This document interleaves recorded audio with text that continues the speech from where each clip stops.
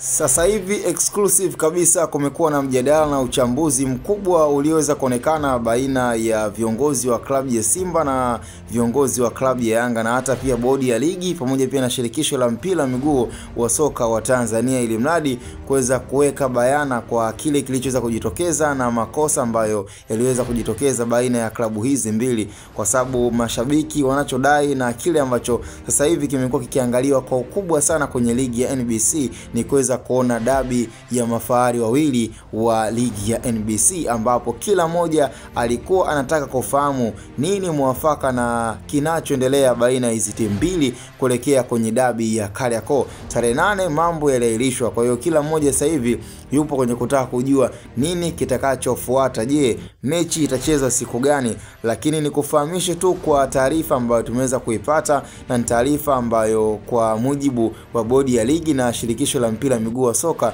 wa Tanzania ambao unaongozwa na rais wa TFF Wallace Karia, kwamba tarehe 19 mwezi wa 5 2025 hapo maximum kabisa, kwamba imeweza kuonekana kwamba kutakuwa na uwiano mkubwa kutokana na ratiba jinsi ambavyo wanaendelea kuiandaa vizuri kabisa. Kwa hiyo kuna tarehe ambazo zimechaguliwa na ikiwemo mojawapo ni tarehe 19 mwezi wa 5 2025, kwa sababu mpaka sasa hivi ni kwamba waliweza kupendekeza mapendekezo matatu ambayo nafikiri bado yapo kwenye kuangaliwa zaidi, kwamba ni tarehe gani itakuwa ni rasmi kabisa ya kufanya maandalizi na kuweza kuandaa dabi hii ambayo haitokuwa na kipengele chochote, yani kipengele labda alete mtu mwingine, lakini nafikiri siku itakayotangazwa rasmi kabisa, kama aidha ikikubaliwa tarehe 19 mwezi wa 5, basi itakuwa ndio tarehe rasmi ya dabi ya Kariakoo kwa mara nyingine tena, kwa sababu mpaka sasa hivi mashabiki kinachoumiza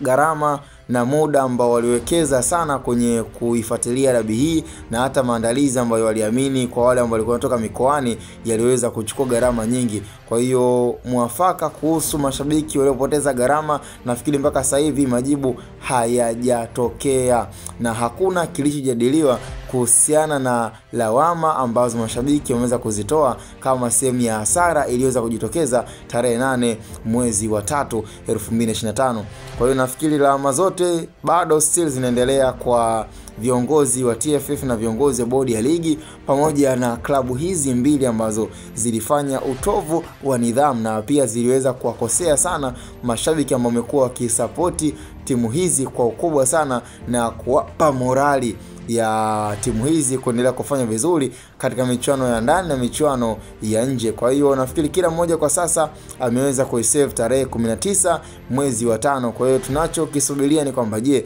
tarehe hii itaendelea kubakia na itachaguliwa kama sehemu ya pendekezo kwa klabu zote, ili mradi iweze kujulikana tarehe rasmi ya dabi ya Kariakoo.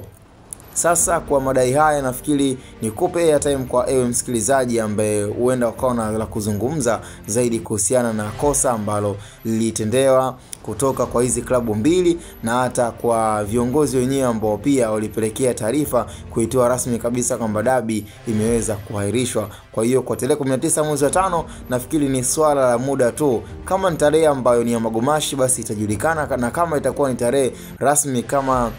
tulivyoweza kunasa taarifa hii na kwa mujibu ya nukuu ambayo tumeweza kuikamata, basi nafikiri kila kitu kitajulikana.